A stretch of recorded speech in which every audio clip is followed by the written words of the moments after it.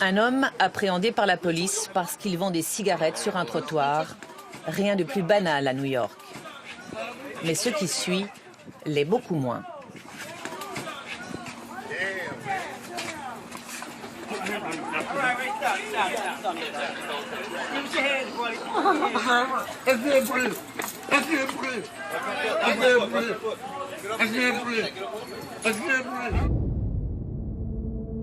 Eric Garner était asthmatique. Il mourra quelques heures plus tard à l'hôpital. La vidéo diffusée sur les réseaux sociaux provoque l'indignation générale. Mais la justice new-yorkaise estime qu'il n'y a pas matière à poursuivre l'agent inculpé, malgré une technique d'immobilisation par étranglement formellement interdite.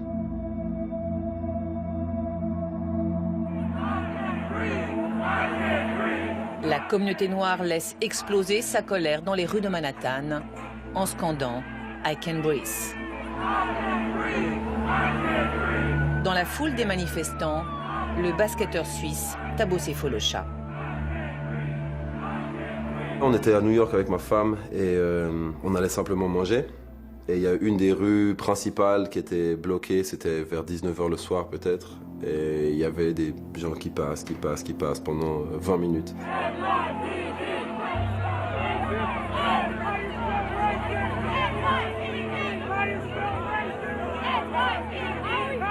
Je crois que j'avais pris une photo justement devant eux, puis simplement en disant que j'étais favorable à ce genre de mouvement, d'autant plus que c'était non violent et que n'importe qui en gros peut être le prochain. J'avais dit, je crois, I can be next, donc je pourrais être le prochain.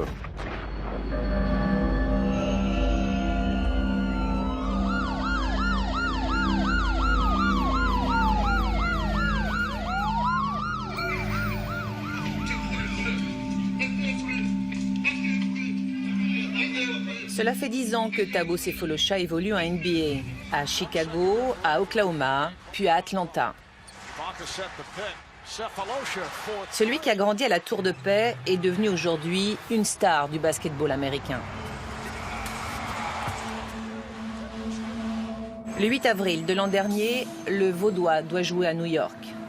La veille du match, il sort avec son coéquipier Pero Antic dans une boîte de nuit très courue de Manhattan. Suite à une agression au couteau, la police évacue tous les clients de l'établissement, y compris Thabo.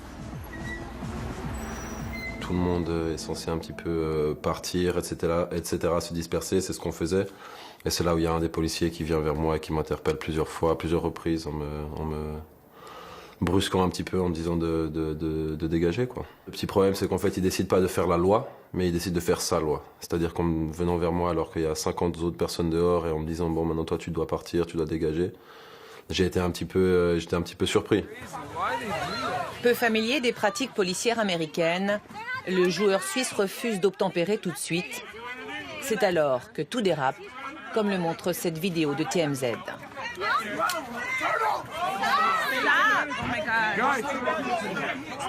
Je me suis dit dans ma tête que ça pouvait dégénérer à un moment.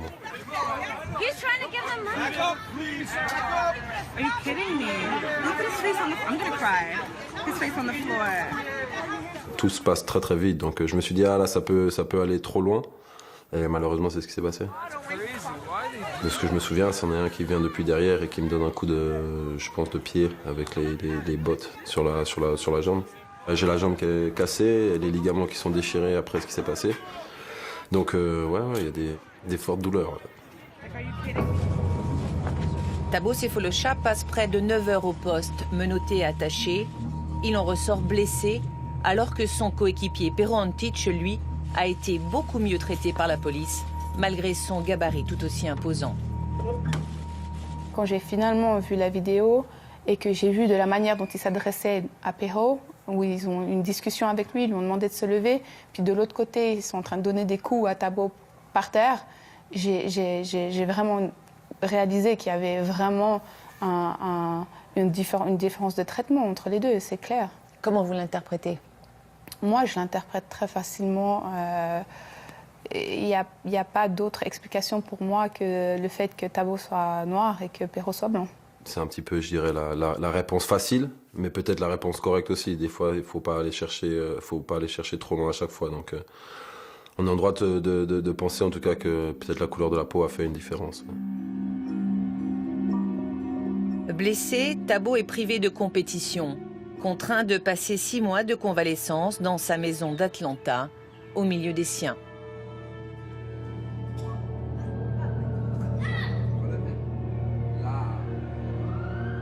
Outre les dommages physiques, le champion de basket est pris dans une tourmente judiciaire. Inculpé pour obstruction à la justice, trouble de l'ordre public et résistance à la police, il risque jusqu'à 1 an de prison.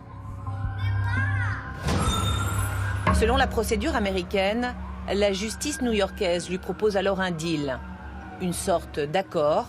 S'il plaide coupable et fait un jour de travaux d'intérêt général, les charges contre lui sont abandonnées dans les 6 mois.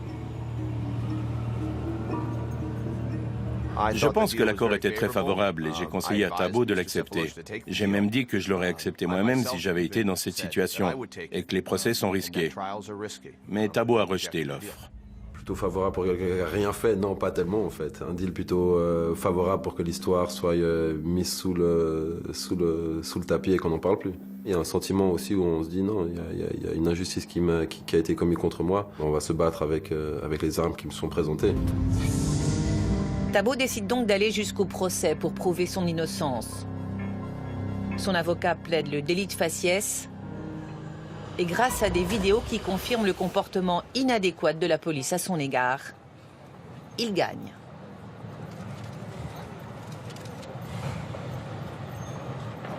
Je suis juste heureux, content que la vérité puisse être révélée au grand jour. Et voilà, c'était important pour moi de pouvoir clarifier les choses. Et aujourd'hui, j'ai l'impression que c'est ça qui a pu être fait. Un verdict on ne peut plus rare face à la police. Thabo Sefolosha fait figure de héros au sein de la communauté noire. Il a même droit aux honneurs d'une émission satirique très connue, le Daily Show. But what happens when this system condemns not a regular person, but an NBA basketball star? Roy Wood Jr. finds out. He got beat up by the police, went to court, and won. Oh my God. Thabo, what were you thinking? I didn't do anything wrong. Take the deal. Always take the deal. I was not comfortable with that. I believe in justice. How do you sleep at night? Black people are all gonna get this big idea that they can just go to the courtroom with the truth and expect to be exonerated. Isn't that a good thing? Lord Jesus. Le champion suisse était loin d'imaginer qu'un jour, il serait emporté dans la spirale de la haine raciale aux États-Unis. Il sait qu'il a eu de la chance. Il sait surtout qu'il a eu les moyens de se payer un bon avocat, ce qui n'est pas le cas de la plupart des victimes afro-américaines.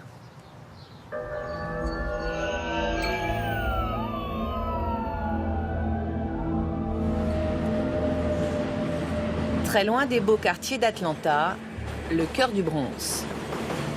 To continue to walk with her and pray for her, Lord God, so she knows that she never walks alone because she is a child of God, Lord God. In Jesus' name, we pray. Amen. Constance Malcolm, elle, n'est ni riche ni célèbre. Son fils, Ramarley Graham, avait 18 ans quand il a été abattu par un officier blanc. 4 ans après, elle refuse de se laisser anéantir par le chagrin. Elle continue à se battre pour son fils, mais aussi pour toutes les autres victimes de violences policières.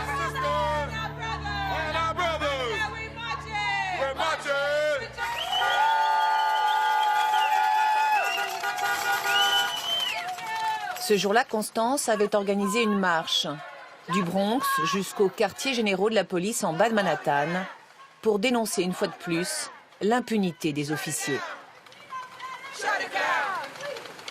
Il faut un village pour élever un enfant. Et tous ces jeunes gens qui ont été tués, je me bats pour eux. Parce que nous, les parents d'enfants qui ont été tués, on n'a jamais obtenu justice.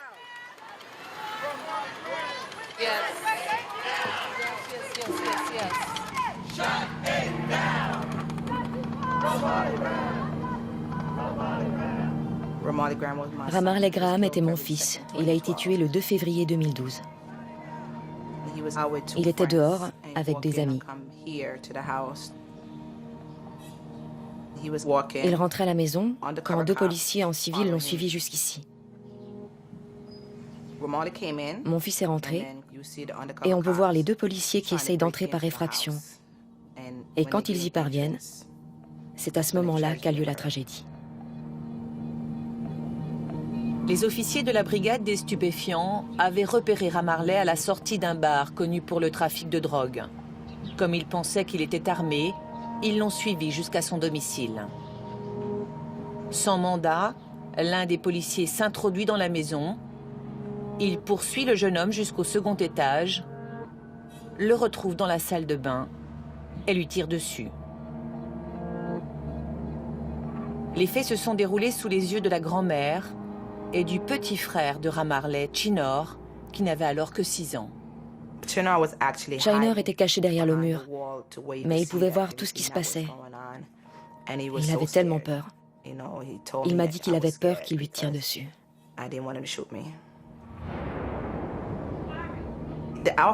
Le policier Richard Haste, celui qui a tiré, il ne s'est pas annoncé. Il n'a pas dit « police ». Il a juste tiré dès qu'il a vu Ramarley. Ma mère a cru que c'était elle qui avait été touchée, parce qu'elle était tellement proche de l'impact. Mais quand elle a regardé ses habits, elle a vu qu'elle n'avait pas de sang. C'est à ce moment-là qu'elle a vu Ramarley au sol. Constance a choisi de rester dans la maison malgré le drame. Tous les matins, elle prend sa douche, la même où son fils s'est fait tuer. Je sens que mon fils est avec moi. Il sera toujours à mes côtés. Mais ici, je me sens comme connectée. L'énergie est paisible. Mais c'est pas trop dur? Oui, parfois. Parce que vous savez, quand vous entrez dans la salle de bain et que vous vous asseyez sur les toilettes, plein de choses vous viennent à l'esprit. Que s'est-il vraiment passé? Comment quelqu'un peut-il faire ça à votre enfant? J'ai passé ma vie à enseigner à mes enfants le respect et que s'ils avaient un problème, ils pouvaient s'adresser à la police pour être protégés. Mais en fait, c'est eux qui lui ont ôté la vie. Un premier procès en pénal est annulé pour vice de procédure et un second se conclut par l'acquittement du policier, le jury considérant comme souvent qu'il n'y avait pas de faits suffisants pour le condamner. Lors du procès, il a expliqué qu'il croyait que Ramarley allait lui tirer dessus et que c'est pour ça qu'il a ouvert le feu. Mais Ramarley n'avait pas de revolver sur lui. Il n'a rien tiré de sa poche. Jusqu'à présent, la police n'a pas trouvé d'armes parce qu'il n'y avait pas d'armes à trouver.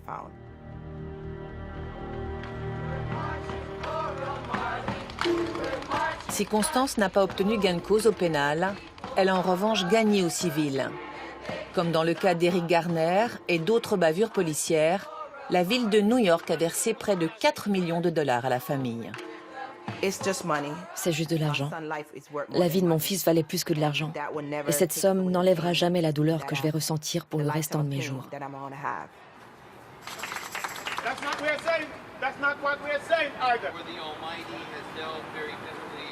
Richard Haste a tué un jeune homme qui ne représentait aucune menace pour lui, un jeune homme qui n'avait pas commis de crime, qui n'avait rien fait de mal. Il rentrait simplement chez lui. C'est pas de la justice, ça. Le policier peut rentrer chez lui et voir sa famille. Moi, je dois aller au cimetière pour voir mon fils.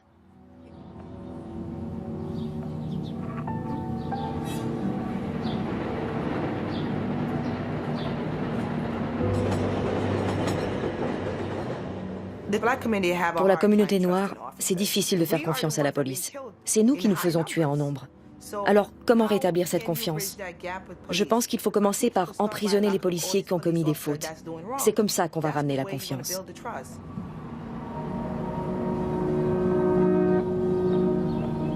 À quelques dizaines de miles du Bronx, Long Island, un quartier résidentiel, des petites maisons coquettes et l'une d'elles qui ressemble à un mémorial. C'est là où vit Raymond Moore. Son fils Brian, un jeune policier, a été tué l'an dernier. Quand il est mort, il avait 25 ans. Il était policier depuis l'âge de 21 ans. Quand il est entré dans la police de New York, c'était l'agent le plus jeune. Ce jour-là, j'étais dans le jardin. Il est venu me voir et il m'a dit « Ok, papa, je pars au travail. » Et comme tous les jours, je lui ai répondu « Brian, sois prudent. On se revoit plus tard. » Et voilà, 6 heures ce soir-là. C'est la dernière fois que je lui ai parlé. C'était le 2 mai 2015. Brian faisait une patrouille dans un quartier réputé dangereux des faubourgs de New York. Alors qu'il suivait un homme visiblement armé et qu'il s'apprêtait à l'interpeller, Brian a été abattu de 2 balles dans la tête. Il ne savait pas que l'homme était un dangereux récidiviste. Cette personne l'a juste exécuté. Il n'avait aucune raison de le tuer. Il n'avait aucune raison de se retourner. Brian n'avait même pas sorti son pistolet. Le type s'est simplement retourné et il l'a exécuté, sans raison. Il voulait simplement tuer un policier.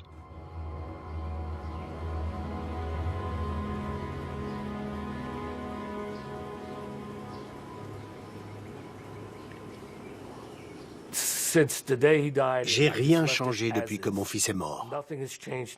Rien n'a changé ici. Et rien ne changera tant que j'habiterai dans cette maison. Je continue même de payer la TV pour lui, là-haut, dans sa chambre. Elle va rester là. Je paye même son téléphone pour qu'il reste en fonction. Je ne changerai absolument rien tant que je le pourrai. Un an après le drame, tout le quartier porte encore le deuil. Les maisons arborent des rubans de la couleur de la police new-yorkaise. Une statue a même été érigée en forme d'hommage. La mort de Brian a été un choc pour tout le voisinage, mais aussi bien au-delà.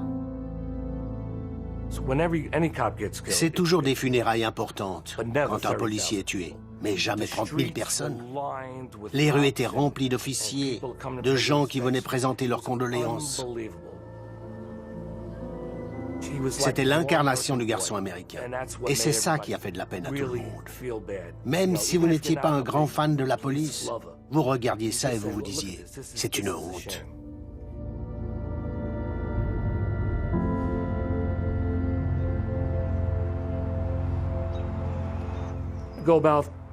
Je vais au cimetière 4 à 5 fois par semaine pour passer du temps avec lui. Je mets des fleurs sur sa tombe. Je m'assure qu'il n'y en a pas qui sont fanés. Je coupe l'herbe, juste pour lui. Il faut que ce soit bien fait. Je lui parle. J'aimerais qu'il me réponde, mais je sais que ça ne va pas arriver.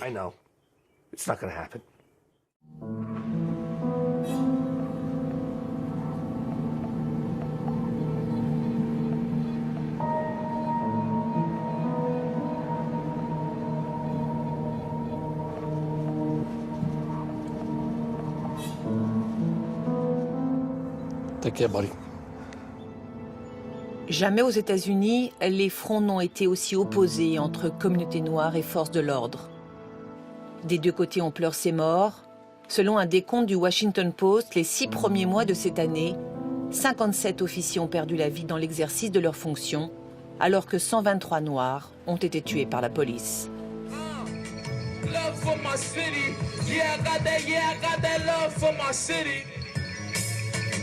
Hot in the summer and the winter like a freezer. The city never sleeps, so I don't sleep either. Love for my city. Yeah, I got that love for my city.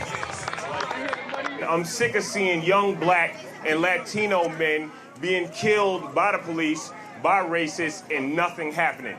We, as black and Latino people, really need to get in our households, address the issues that are facing us, correct them, and then take that out into the community.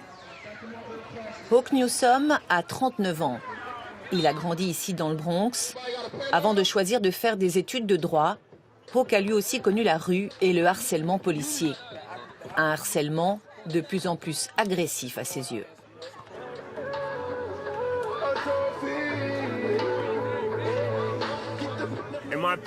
Selon moi, les flics sont des brutes. Ce sont des brutes. Ils ont tout ce pouvoir. Ils ont des armes, ils ont l'autorité et ils en abusent tout le temps. Ici, dans ces communautés défavorisées du sud du Bronx, les flics traitent les gens comme des moins que rien. La raison ? Ça n'aura aucune conséquence. Aujourd'hui, Hawke a fait le vœu de servir la justice autrement. Plutôt que de travailler dans un cabinet d'avocats, il préfère aller sur le terrain, informer les jeunes sur leurs droits en cas d'arrestation. Et dans cette cité, tout le monde ou presque a déjà eu affaire à la police. T'as déjà eu affaire à la police? Bien sûr, au volant de ma voiture. J'habite dans un quartier bourgeois par ailleurs. Je conduis ma voiture, je travaille à 10 minutes de chez moi. La police me connaît et ils continuent à m'arrêter, à me demander mon permis de conduire. Parce que je suis noir et que j'habite dans un quartier plutôt bien. C'est du délit de faciès, tu comprends? Je ne me sens pas en sécurité. Je fais ce qu'on m'a dit de faire, je suis les instructions des policiers et ensuite, j'appelle mon avocat. Les policiers sont racistes? Très racistes. Ils ont appris ça pendant leurs années de formation. Il faut qu'on leur donne des nouveaux formateurs, qu'on leur apprenne à être plus sensibles. On est aussi des êtres humains. Les flics n'arrêtent pas les types en Lamborghini. Moi aussi j'ai une belle voiture, mais c'est pas pour ça qu'ils m'arrêtent. Ils le font parce que je suis noir.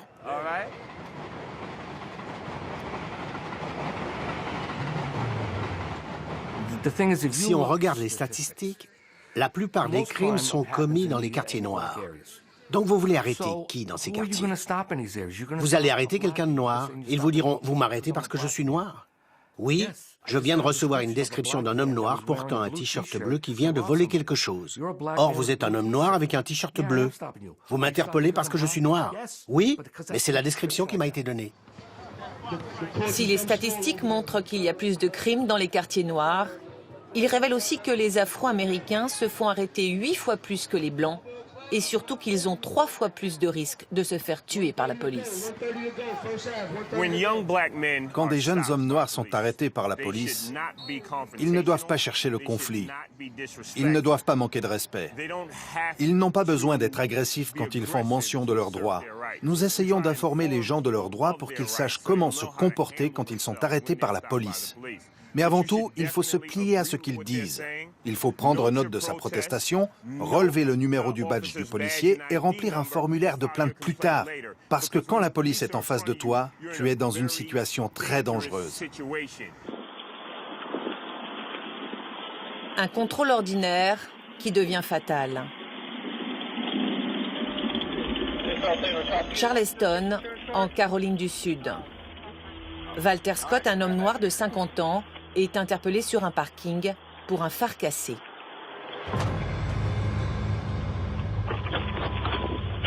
Quelques minutes plus tard, parce qu'il a pris la fuite et qu'il refuse de s'arrêter, l'agent l'abat de 8 balles dans le dos. Si un passant n'avait pas filmé la scène, ce dérapage n'aurait peut-être jamais été révélé. Loi du silence oblige. Ils sont rares, mais quelques officiers ont néanmoins décidé d'arrêter de se taire. C'est le cas de Ray Lewis. Après 24 ans passés dans la police de Philadelphie, ce capitaine à la retraite a choisi de dénoncer le comportement ouvertement raciste de ses anciens collègues. Il nous raconte une scène particulièrement révélatrice. C'était 3 heures du matin. 2 Noirs marchaient dans la rue. L'autre policier qui était avec moi à cause de l'alarme me dit « Il y a 2 gars, tu veux les arrêter ?» et dire que c'est eux qui sont entrés par effraction. Juste 2 hommes qui marchent dans la rue. Pourtant, il savait que ce n'étaient pas les cambrioleurs. Sinon, ils n'auraient pas marché vers nous. Il me dit « Il y a 2 gars, tu veux dire que c'est eux ?» Une arnaque. Et j'étais juste choqué. Je lui ai répondu « On ne peut pas faire ça. » Il me dit « Pourquoi pas ? S'ils n'ont pas commis un crime ce soir, ils en ont commis un hier. Ou ils en commettront un demain. Autant les arrêter ce soir. » C'est ça la vision sur les jeunes noirs américains. Ce ne sont que des criminels. Même les policiers noirs sont racistes ? Malheureusement, les flics noirs ne montrent pas beaucoup d'empathie envers la population noire, d'après mon expérience en tout cas. C'est assez psychologique en fait. Ils veulent être acceptés par leurs pairs. Il n'y a rien de plus important que de se faire accepter par ses pairs. Aujourd'hui, le capitaine Lewis est clairement passé de l'autre côté de la barrière, du côté des activistes. Il tient à défiler en uniforme, comme ici lors d'une manifestation anti-police. J'étais là-bas avec un panneau qui disait « Police, arrêtez la saison de la chasse aux Noirs ». Ce sont des termes de chasse qui indiquent que l'on peut tirer un type d'animal pendant un certain nombre de mois. Ce sont des mots très forts, mais cela veut bien dire qu'ils tirent sur les Noirs comme s'ils étaient en période de chasse et qu'ils se disent « Je peux m'en sortir sans me faire prendre ». Et la saison de la chasse aux hommes noirs est ouverte toute l'année dans beaucoup d'endroits. C'est pour ça que j'ai utilisé ce terme, pour faire comprendre que les policiers tuent des Noirs comme si c'était des animaux. La haine entre les deux camps a atteint son paroxysme le 7 juillet dernier à Dallas.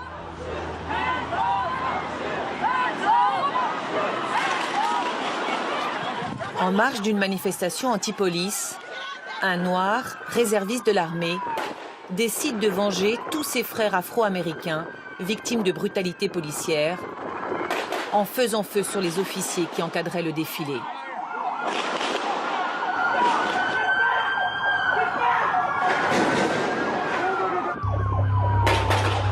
Cinq agents meurent sous ses balles, 7 autres sont blessés. Face à une Amérique au bord de la guerre raciale, le président Obama joue la carte de l'union nationale.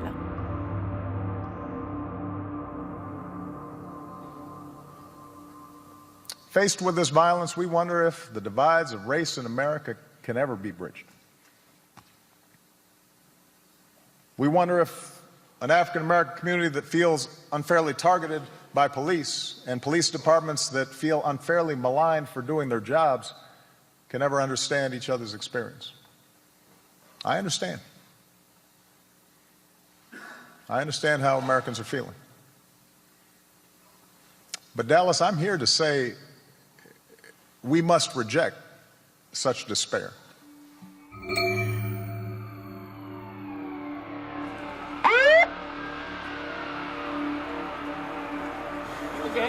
This is what we do. This is how we express ourselves. We're just in a public park having a good time. I don't have any drugs on me. I don't have a gun on me. We're just here in a public park. It's always a racial thing. This is a city park, okay? So I need to see your ID. We got information you might have guns. Madison, dans le Wisconsin.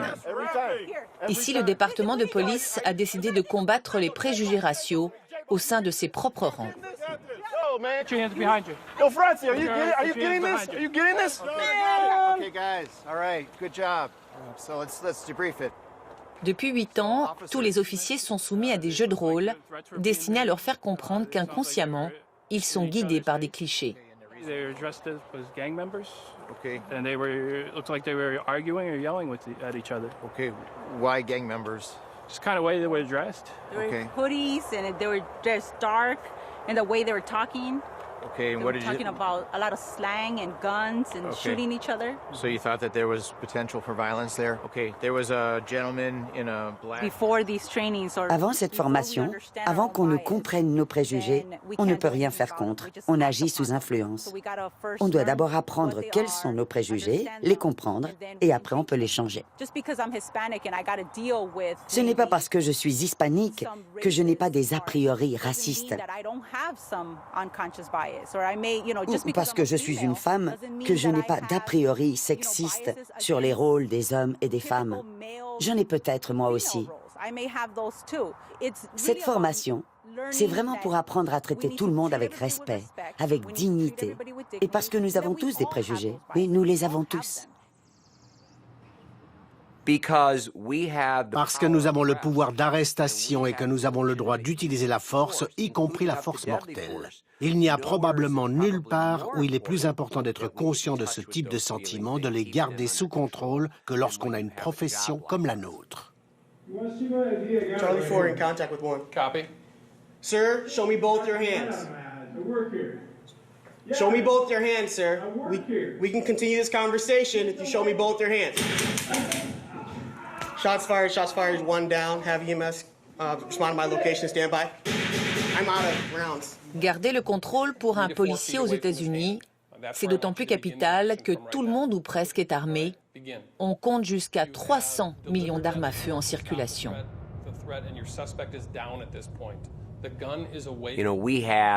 Sur le territoire des États-Unis, chaque jour, 27 personnes perdent la vie à cause d'homicides liés aux armes. Il n'y a aucune comparaison avec l'Europe. Il y a 3 armes pour chaque homme, femme et enfant dans ce pays. Tyrone, on today's date and time, you're in the Waterleaf apartment complex when a person approaches you and says that there is a man seated at a picnic table with a knife on the table and asks you to check on that man's welfare. L'exercice Shoot Don't Shoot est l'un des entraînements phares dans la formation. Le but, c'est de soumettre les officiers à différents scénarios pour leur apprendre à utiliser leur arme avec discernement. Can you please put the knife down and come talk to... Hey, sir, just put the knife down, okay? Hey, you guys stand back. Sir, sit down now. Sit down now, put the knife down. Hold the air, start one more. Waterleaf Apartments man with a knife. Hey, put the knife down, I just want to talk to you. Shots fired, shots fired. Mais comme on peut le voir, certains ont encore des progrès à faire. Je crois que parce qu'on a toujours eu ici une sorte de culture de l'arme, il y a une forme de compréhension autour du fait que la police a le droit d'utiliser la force pour se défendre ou pour défendre les autres, pour autant que le policier puisse le justifier. Vous pensez que vous avez eu la bonne réaction? Oui, je pense que j'ai eu la bonne attitude dans cette situation. Mais si ça avait été la réalité, cet homme serait mort. Oui, il y a de fortes chances.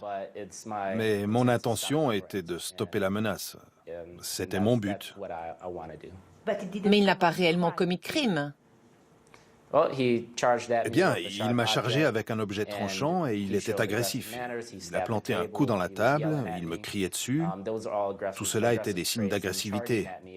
Et me charger après lui avoir dit de lâcher le couteau alors que je suis en uniforme de police, c'est une menace.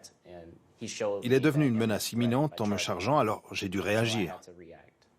Vous savez, je n'ai que quelques secondes pour prendre une décision et c'est la décision que j'ai prise. Une décision hâtive qui coûte la vie d'un homme, ça ne se passe pas qu'à l'académie de police. Cette vidéo est bel et bien la réalité. Nous sommes le 6 mars 2015 à Madison. Un agent intervient dans un squat où s'était réfugié un jeune Afro-Américain, apparemment sous l'emprise de la drogue. Contrairement au règlement, le policier n'attend pas les renforts. Il entre seul dans la maison et comme il se sent menacé dans le noir, il ouvre le feu sur le jeune homme.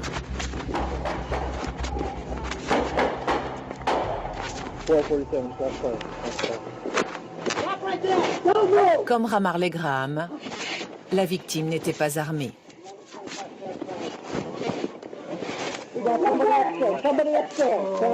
Les forces de l'ordre de Madison ont beau défendre une police plus respectueuse, cela n'empêche pas les bavures.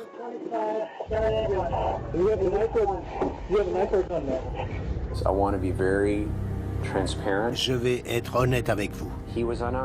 Il n'était pas armé. Et cela va rendre encore plus compliqué pour les enquêteurs, pour le public, d'accepter, de comprendre et d'attendre patiemment que l'on cherche d'autres circonstances en lien avec la situation qui pourraient expliquer l'utilisation mortelle de la force. J'aimerais exprimer, de ma part et de celle de la police de Madison, mes plus sincères condoléances. Le jeune homme en question s'appelait Tony Robinson. Il avait 19 ans quand il a été tué. Ce jour-là, son seul crime est d'avoir pris des champignons hallucinogènes. Comme il sautait et hurlait partout dans la rue, la police s'est mise à le poursuivre. Tony était noir, mais sa mère, comme une partie de sa famille, est blanche.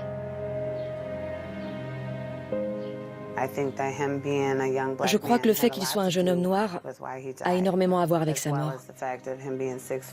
Le fait qu'il fasse 1m95 et pèse 100 kg également. Mais sa couleur de peau a énormément à voir avec sa mort. Le racisme aux États-Unis est profond. Et quand on a des enfants noirs, on doit faire attention à ça. On doit apprendre à vivre avec ça parce que c'est la vie. C'est la vie ici.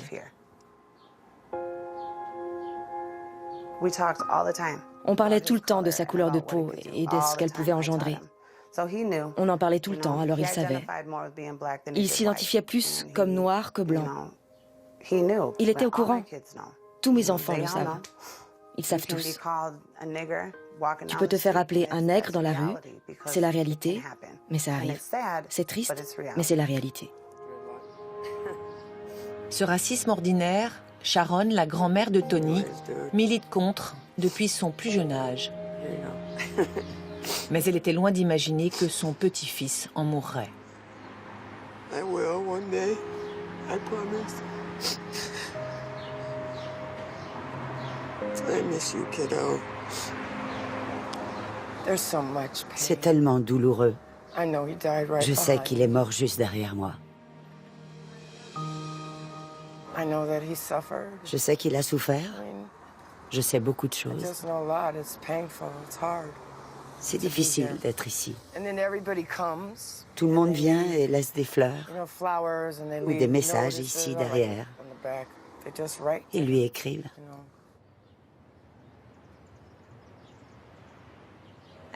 Vous avez besoin de venir ici? I do. Oui, I do. j'ai besoin de venir ici et de m'asseoir. When I do, I generally Quand je go viens out ici, into that je vais street généralement après dans la rue so parce que angry je suis and tellement en so colère. hurt that Ça fait nobody tellement will mal que listen. personne ne veuille écouter. Nobody wants to look Personne ne veuille because voir it's a police parce que c'était un officer. policier. Et c'est mal. So wrong. C'est vraiment mal. So very wrong. Tony Robinson! What's his name? Tony Robinson! What's his name? Tony Robinson! What's his name? Open your eyes. We have a right to due process. My grandson was murdered by a cop. 1 minute of your time. You don't want to? You want to hit me? Chaque semaine, Sharon arrête la circulation pour dénoncer les circonstances de la mort de son petit-fils. Get the fuck out of the way! Medical emergency my ass, bitch. We ain't gonna stop till people are free. No, we ain't. It scares me. Ça me fait peur, parce que je dois me rappeler que ma mère n'a pas la même couleur de peau que moi. He lied to justify murder. And it's okay? Not at all. I want 12 of you to decide. And initially, when she does it, my first thought Au début, quand elle a commencé à le faire, ma réaction c'était « Ils vont blesser ma mère, elle est trop extrême, elle en fait trop. Elle devrait se taire. » Et malheureusement, c'est la mentalité de beaucoup d'Afro-Américains. Il faut qu'on se taise, on doit rester à notre place, on ne doit pas parler trop fort de ce qui ne va pas pour nous. You must open your eyes. You must see. The truth is, he killed him. What if it was your child? What would you do? What if it was your child? What would you do? I'm asking you to stand up. I'm asking you to see. Outre la douleur, la famille de Tony est dévastée par la colère, car la justice a décidé une fois de plus de ne pas inculper l'officier responsable. Comme dans la majorité des bavures policières, son acte restera impuni.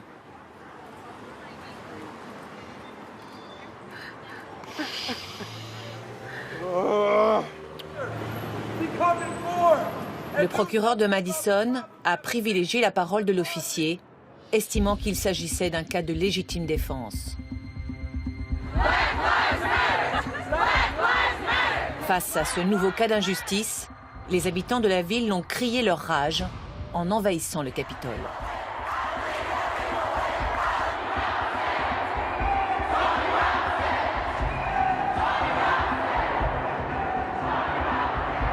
When study after study shows that whites and people of color experience the criminal justice system differently.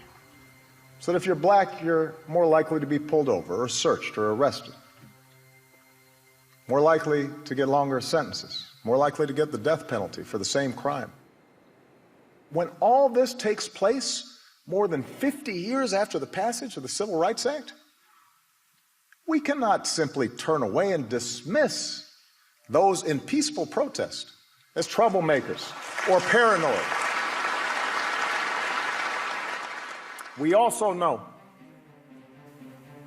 that centuries of racial discrimination, of slavery and subjugation, they didn't simply vanish with the end of lawful segregation. Les violences policières, comme la résurgence d'un passé de discrimination et d'oppression. Milwaukee, à 1h30 de route de Madison. Une ville où un tiers de la population est noire. Ce jour-là, les habitants des quartiers afro-américains célébraient la Juneteenth, la commémoration de la fin de l'esclavage.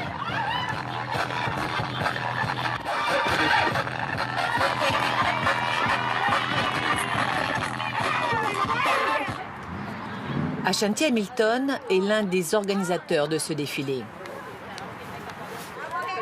Ashanti est un homme politique influent dans ces districts noirs, connu pour son combat contre l'exclusion et la violence. Cette manifestation pour lui est symbolique du pouvoir de résistance et de résilience propre à sa communauté.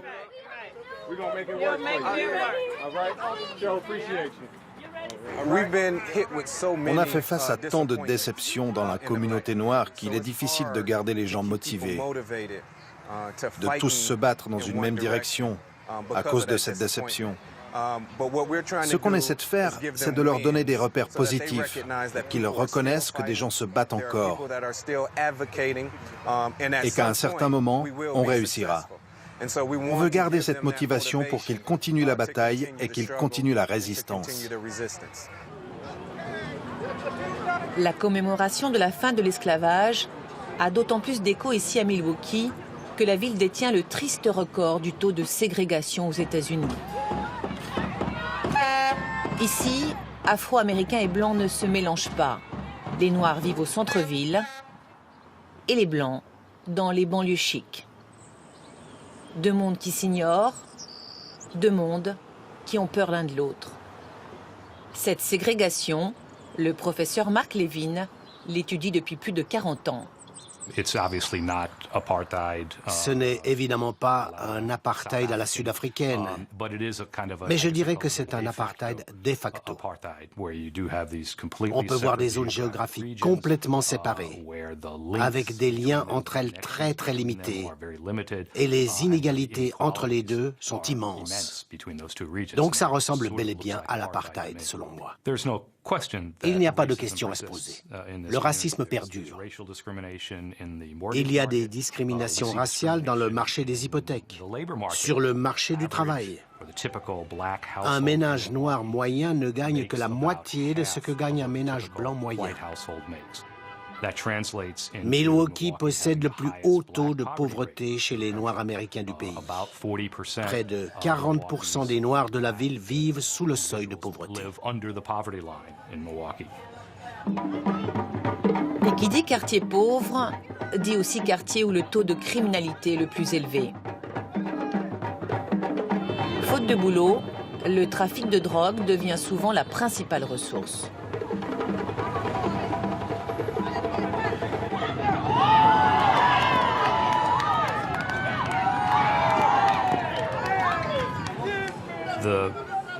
Le taux d'incarcération au Wisconsin reste le plus élevé du pays. Et il y a un lien direct entre ceci et la pauvreté. Environ un tiers, 33% des jeunes afro-américains qui sont dans la trentaine sont en ce moment soit incarcérés, soit sous la surveillance du service judiciaire, soit en probation ou sous surveillance. Ils sont marqués à vie quand ils sortent et qu'ils cherchent du travail.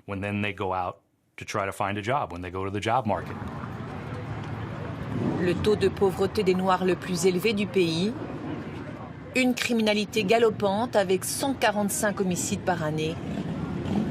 Pas facile d'être policier à Milwaukee dans un contexte aussi explosif et propice aux bavures. Et des bavures, il y en a régulièrement ici. Omarlo Phillips patrouille depuis 8 ans dans ces quartiers où la violence fait partie du quotidien. Did we have a shooting yesterday? Yes, yeah, I think they did, yes. We did have a shooting yesterday.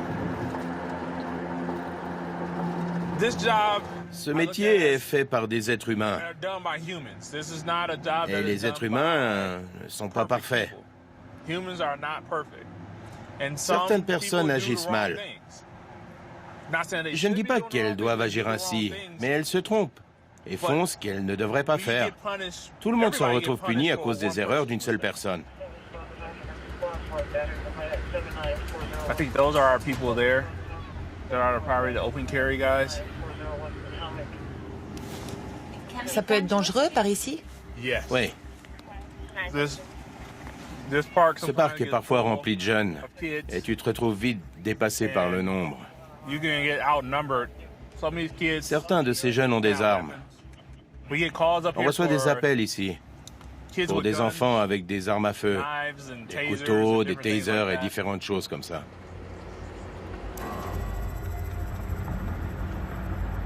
Il est 23 heures. La centrale annonce qu'un groupe d'adolescents armés sème la panique aux abords d'un parking du quartier.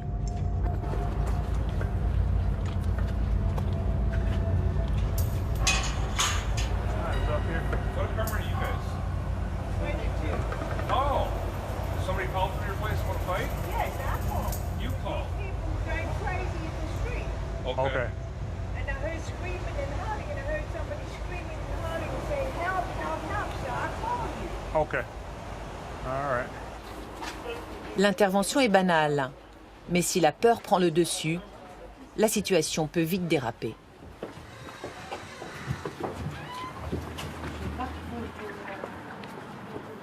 You can't be scared in this job. On ne peut pas avoir peur dans notre métier. Les criminels sentent la peur. Et ça peut vous coûter votre vie ou d'être blessé. Il faut faire attention, savoir de quoi on s'approche, connaître la situation, et s'il y a besoin d'aide, il faut appeler des renforts. Ce soir-là, Omarlo et ses coéquipiers n'ont pas arrêté les adolescents en question. Au fil des années, ils sont de plus en plus souvent confrontés à de très jeunes délinquants.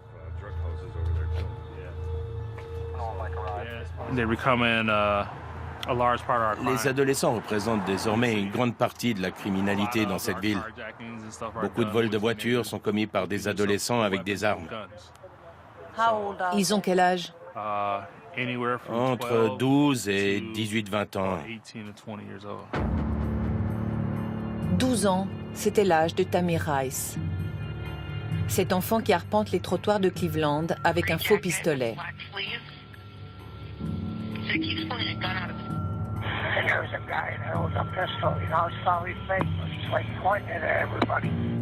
Un jeu pour nous Européens, mais pas aux États-Unis où même les enfants peuvent être armés.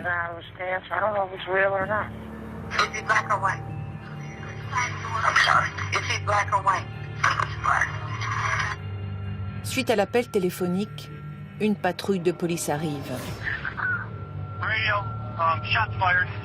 Male down. Black male. Maybe 20. À peine sorti de la voiture, l'un des agents abat Tammy Rice sans autre sommation. La vidéo crée la stupeur bien au-delà des frontières de l'Amérique, d'autant que l'officier, une fois de plus, n'a pas été poursuivi pour la mort de l'enfant. Mais Omarlo, lui, a une autre perception des faits. En tant que policier, quand une arme est pointée sur moi, je ne peux pas vous dire que j'aurais ou que je n'aurais pas fait la même chose. C'est possible. Même si vous êtes un père vous-même? C'est possible. J'aurais pu tirer sur cet enfant. Parce que de nos jours, les gens tirent sur les flics.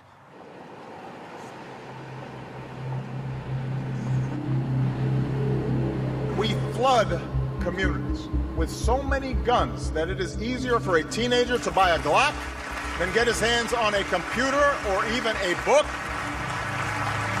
And then we tell the police, you're a social worker.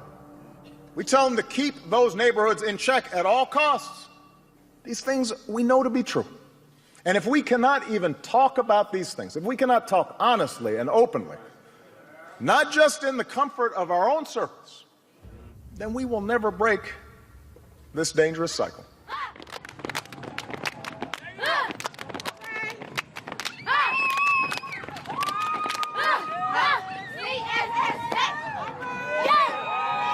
Miser sur la communauté et sur ses ressources pour briser le cercle vicieux de la violence, c'est le credo d'Ashanti Hamilton, comme de tous les hommes et femmes de bonne volonté qui ont choisi de combattre de l'intérieur la spirale de la haine raciale.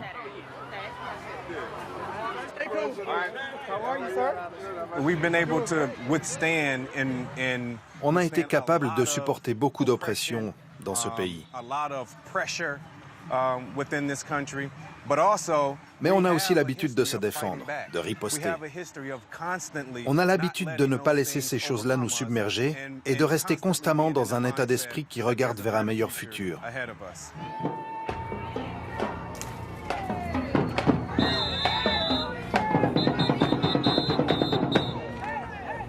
Nous voulons adopter une approche globale face à la violence. Nous ne voulons surtout pas mettre la police dans une position où elle serait seule à gérer tous les problèmes de violence dans cette communauté parce que ça finira mal.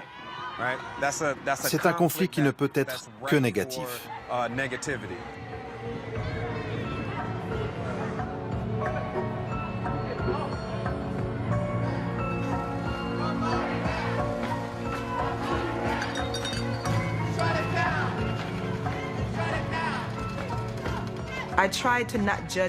J'essaye de ne pas juger tous les policiers. Ils sont pas tous mauvais.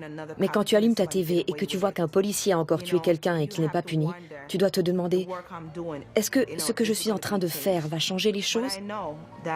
Mais je sais que ça va changer un jour. Ça ne se fait pas en une nuit. On n'a pas eu le droit de vote en une nuit. Mes ancêtres se sont battus pour ça. Ça a pris du temps.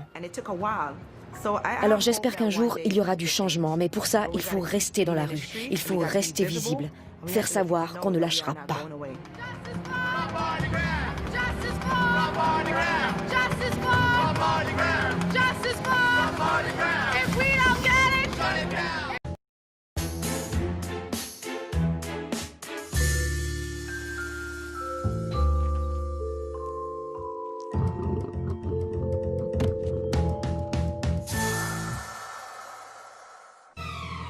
Le Mardi noir est une journée qui bouleversa le monde. Le krach boursier de 1929 provoque la tristement célèbre Grande Dépression. À peine 3 ans plus tard, 15 millions d'Américains sont au chômage. Et pour couronner le tout, la prohibition sévit toujours. Les gens ne peuvent même pas noyer leur peine dans l'alcool, à moins de fréquenter un bar clandestin. Très bien. Un autre verre, s'il vous plaît. Je meurs de soif, comme on dit. Voici Murphy. Murphy n'a pas toujours été un buveur invétéré. Quand il était jeune et qu'il débarquait tout juste du comté de Cork, en Irlande, il avait de grandes ambitions. Il est devenu policier, mais a perdu son travail quand la boisson a pris le dessus. Et quand l'économie s'est écroulée, les choses n'ont fait qu'empirer.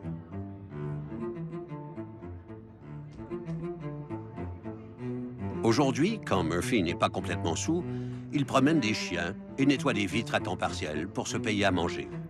Comme des milliers d'autres hommes durant la dépression à Chicago, Murphy passe la plupart de ses nuits à dormir dans la rue.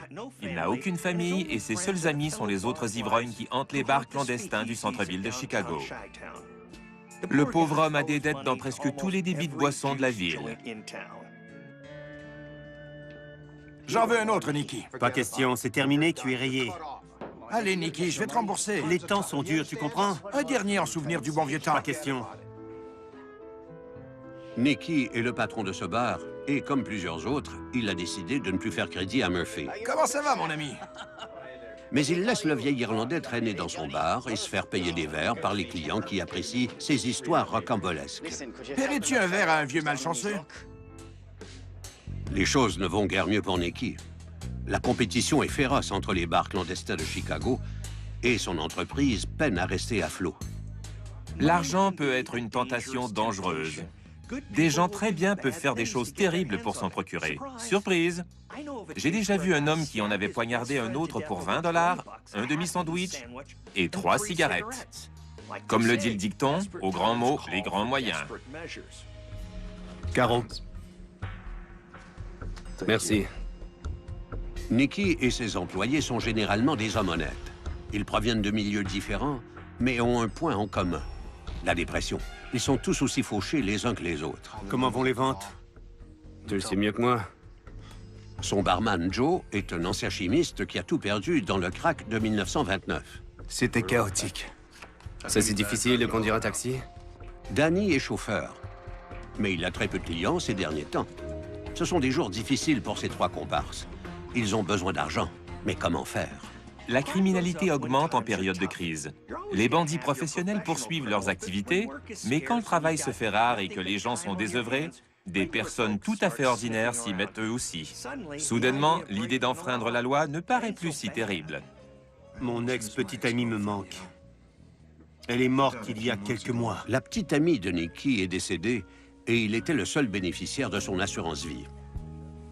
Il a reçu un montant de 1 000 $, ce qui lui a donné une idée. Vous savez ce qu'on devrait faire, les gars? Prendre les choses en main. Imaginez qu'on te trouve un frère. Un frère? Un frère. Tu lui prends une police d'assurance. Et s'il trouvait quelqu'un à qui il pouvait faire de fausses preuves d'identité, Joe pourrait acquérir une assurance-vie au nom de son frère. Il récolte le magot et on le partage à 3. D'accord. On lui trouve un frère et on attend qu'il meure. Pourquoi ça nous aiderait? Ce frère aura un malencontreux accident. Il le tue et empoche l'assurance-vie, puis partage le magot. Facile. L'important, c'est que l'autopsie dise qu'il est mort par accident. J'aime ça. J'aime ça, t'as compris? C'est comme ça qu'on renversera la vapeur et qu'on gagnera de l'argent. D'accord, oui, d'accord.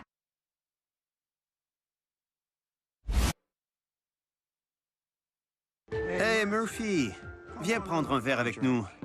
Tu nous as manqué. Merci beaucoup. Je l'apprécie. Où étais-tu ces derniers temps? Oh, vous savez, un peu partout. Merci. Merci beaucoup. Murphy est la cible parfaite, le genre de gars qui ne manquera à personne et le plan est simple. Murphy boira accidentellement jusqu'à ce qu'il en meure et Joe récoltera l'argent des assurances et le partagera avec les deux autres. Un alcoolique comme Murphy a déjà un pied dans la tombe, non? Pas vrai? C'est ce qu'ils se disent. Avec l'aide d'un courtier d'assurance sans scrupules, Joe va jusqu'à prendre 3 polices d'assurance pour son frère Murphy, totalisant une indemnité de 3 500 $. Vous devez le signer dans les 10 prochains jours. 3 500 $ divisé en 3, c'est-à-dire 1 160 $ par personne. Merci, monsieur. Ce qui équivaut à un peu plus de 20 000 $ aujourd'hui. Fais-nous plaisir. Signe le contrat. Et tu pourras boire tout ce que tu veux. Je te le promets. Je signe et c'est tout. C'est ça. Tu signes comme si t'étais mon frère, c'est tout. Quand on offre de l'alcool à un ivrogne comme Murphy, on peut s'attendre à ce qu'il fasse tout ce qu'on lui demande. Signer un document illégal? Pas de problème. Il aurait pu signer son arrêt de mort pour de l'alcool. Super. Des verres pour tout le monde.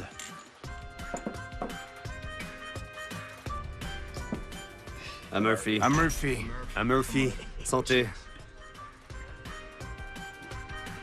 Durant la semaine suivante, Murphy boit sans arrêt, de jour comme de nuit.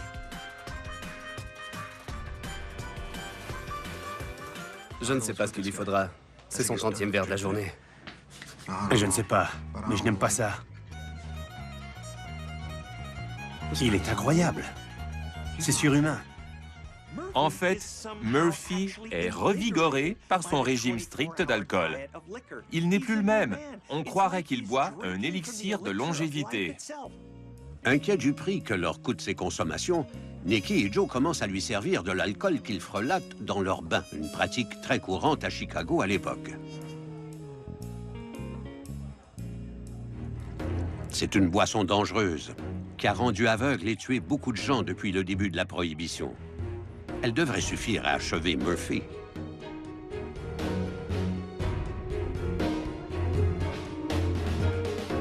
Mais c'est peine perdue. Murphy est en pleine forme.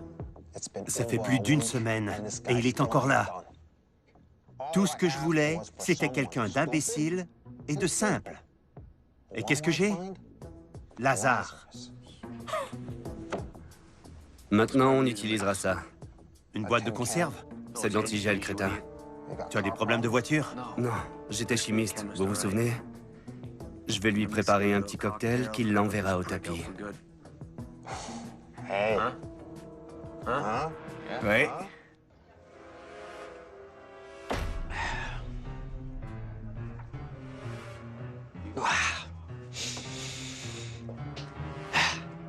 Comment ça va, Murphy? Très bien. Un autre verre, s'il vous plaît. Même un whisky mélangé à de l'antigel ne suffit pas à ralentir Murphy. Vous pouvez m'expliquer pourquoi il est encore en vie? Ça nous coûte cher. Je ne sais pas, Joe. Qu'est-ce qui s'est passé avec ton fameux cocktail? Je ne sais pas, Dan. Et toi, qu'est-ce que tu fais? Ce gars est une machine. T'as une meilleure idée? C'est ce que je pensais. T'es inutile. Écoutez, voici ce qu'on va faire. On lui servira un grand verre d'antigel. Sans alcool, sans rien, sec. Seulement de l'antigel. On doit réussir à le tuer, et vite. La bande mise sur le fait que ce verre l'achèvera enfin. Murphy leur coûte tous les jours un peu plus cher en alcool. Et les primes d'assurance qu'ils doivent payer sont élevées. Au final, ils doivent en avoir pour leur argent. Murphy, on a quelque chose de bon pour toi aujourd'hui. Super. Oui. C'est un plaisir. Voilà pour toi, Murphy. Je pourrais refuser, mais ce serait impoli. Ça a une drôle d'odeur. Oui, c'est la concentration. C'est fort. C'est pas très bon, Joe. Mais ça fait son effet, pas vrai? C'est une bonne bouteille. Ça vaut très cher. Vas-y, Murphy.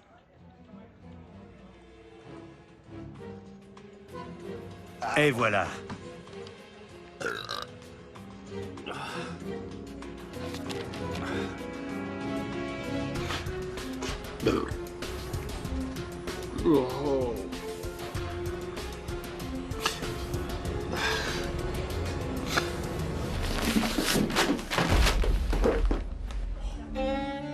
Il semblerait que Nicky et Joe ont enfin réussi.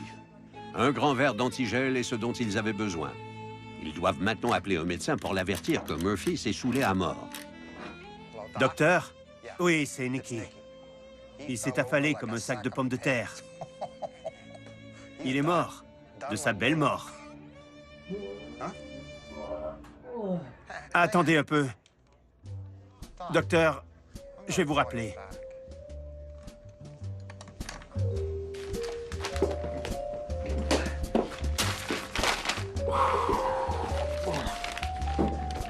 D'accord. Un autre verre.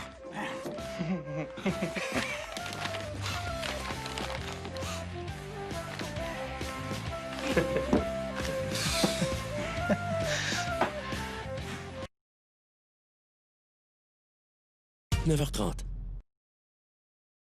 Je ne comprends pas. Des suggestions? L'alcool ne le tue pas, l'antigel non plus. Allez!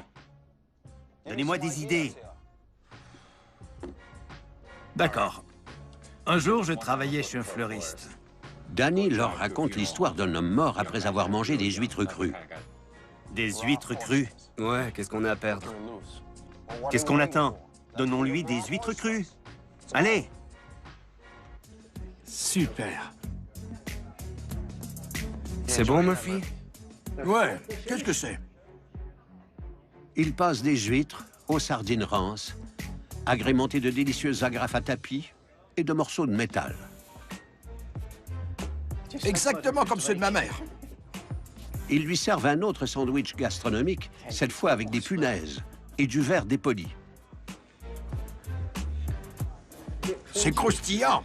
Ouais, ce sont les graines, Murphy. Dans le pain. C'était délicieux. Toujours rien.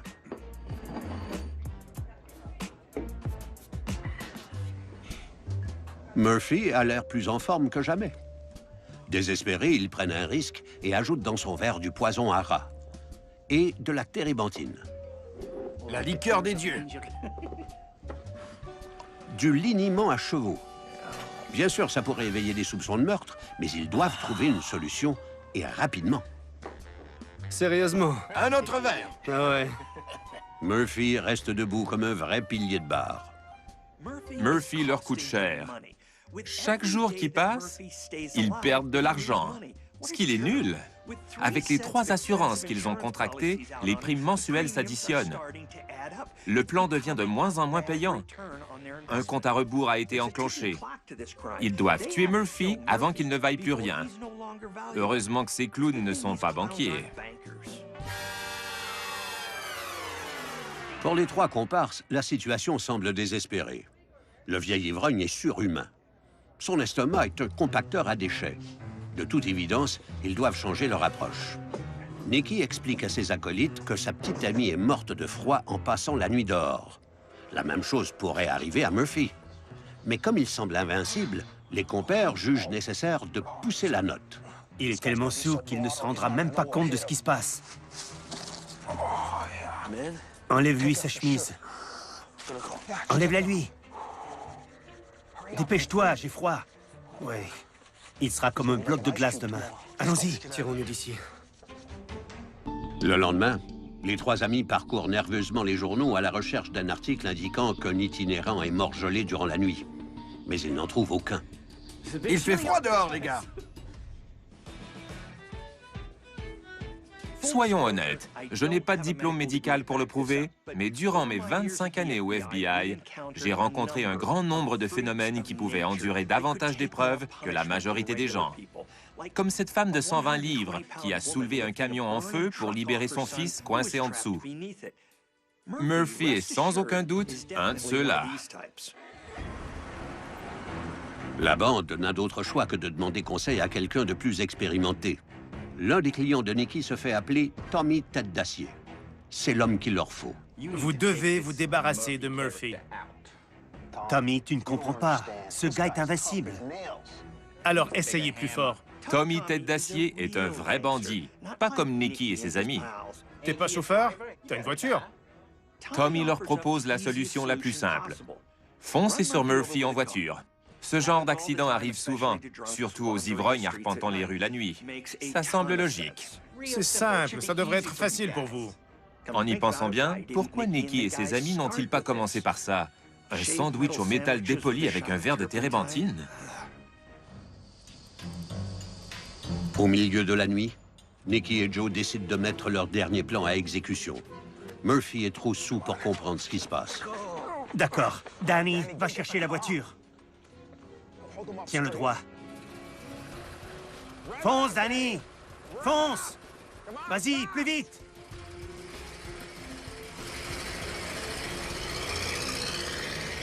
Foncer à toute vitesse sur le pauvre bougre, ça ne leur suffisait pas. Sérieusement? Ils ont pensé qu'il était plus prudent de rouler quelques fois sur son dos. J'imagine qu'ils devaient jouer le tout pour le tout. Le lendemain, aucun journal ne parle d'un ivrogne accidenté dont le corps aurait été retrouvé quelque part. Ils s'informent autour d'eux, mais il n'y a aucune trace d'un corps correspondant à celui de Murphy dans les morgues du coin. Les 3 comparses ont un nouveau problème. Sans corps, ils n'auront pas d'argent. Et Murphy semble avoir disparu, avec le magot des assurances. Ils n'ont pas le choix. Ils doivent trouver Murphy, mort ou vivant. Craignant qu'il ait encore une fois survécu, ils appellent dans tous les hôpitaux de la ville. Oui, j'appelle pour un ami. Il a environ 50 ans, des yeux bleus, un accent irlandais, il sent l'alcool. Il doit être là. Quoi? Vérifiez encore, s'il vous plaît. On a appelé dans tous les hôpitaux. Il doit être là. Non, c'est impossible. Les jours passent et Murphy reste introuvable. Et ce coup de circuit en 9e, quel jeu. Bonjour, Nicky. Oh non. Je meurs de soif. C'est impossible. Vous ne croirez jamais ce qui m'est arrivé. Je me suis réveillé à l'hôpital et ils m'ont dit que j'avais été frappé par une voiture. Sans blague. Oui, les policiers n'ont trouvé aucune pièce d'identité sur moi. Ils ont cru que j'étais un clochard. Ils ne m'ont même pas inscrit au registre. À part une raideur au cou, je suis frais comme une rose. Et je meurs de soif. Est-ce que tu voudrais bien me servir un verre, s'il te plaît? Mon Dieu.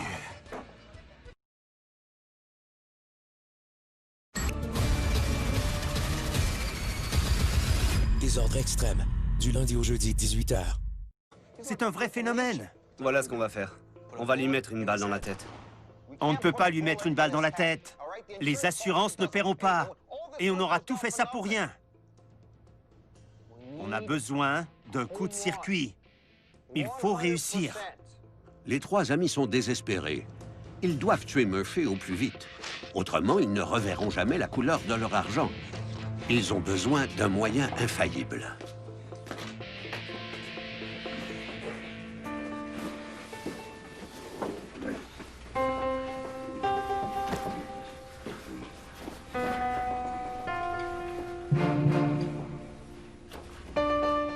Ils choisissent une méthode à laquelle même Murphy ne pourra survivre.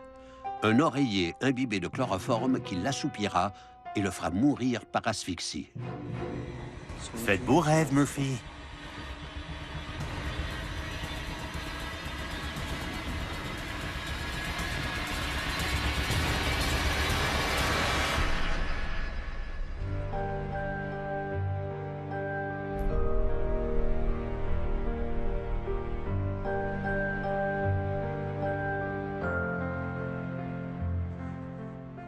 Ça y est, enfin?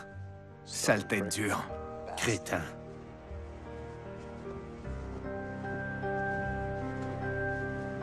Au final, même Murphy n'a pu survivre à la crise cardiaque causée par l'asphyxie. Ils emportent son corps au docteur Lynch, un médecin malhonnête à qui ils ont promis une part du magot.